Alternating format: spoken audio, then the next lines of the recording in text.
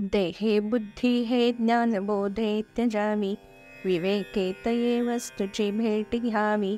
तदाकार हे वृत्ती नाही स्वभावे, म्हणून सदा तेच शोधित जावे.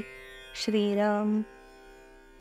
विवेक करून आपल्यासाठी काय चांगलं काय वाईट याचा निश्चय करून सत्य जाणून घ्यावे असा सोपा सहज अर्थ या श्लोकाचा आहे.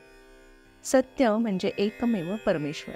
परमेश्वर अविनाशी आहे, मात्र आपण बघतो वावरतो ते सगळं विश्व संपून जाणार आहे हे आत्तापर्यंत आपण खूपदा ऐकले आहे. अनेक प्रकारच्या जन्मांनंतर हा माणसाचा जन्म आपल्याला मिळतो, म्हणून याच जन्मात आपण सत्यापर्यंत जाण्याचा प्रयत्न करायला हवा.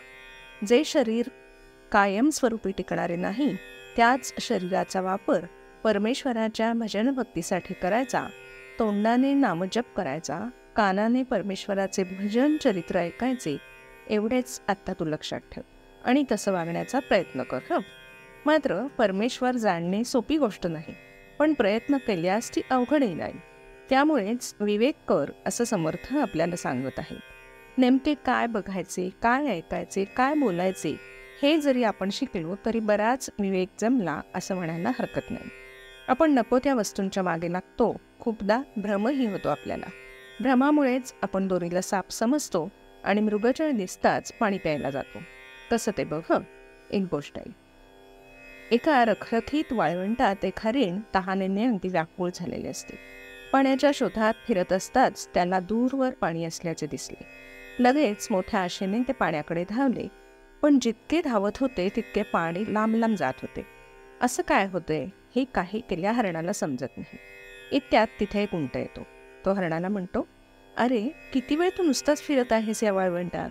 त्याऐवजी योग्य विचार करून योग्य दिशा पाहून वाळवंटाच्या विरुद्ध बाजूला पळत गेला असतास तर नक्की कुठेतरी तुला पाण्याचा झरा लागला असता. हे पाणी म्हणजे नुसता भ्रम आहे हे सुद्धा तुला समजले नाही का इतका वेळ पळून. या हरणासारखीच आपली गत होते. जे खरे आहे ते दिसत नाही म्हणजे नाहीच असे समजून आपण असत्य सत्य मानतो आणि आयुष्यभर भ्रमित होऊन फिरत राहतो. शेवटी हाती मात्र काहीच लागत नाही. म्हणून विवेक करून सत्य जाणून घे, तेच तुझ्या हिताचे आहे असं समर्थ आपल्याला सांगत आहे. जय जय रघुवीर समर्थ.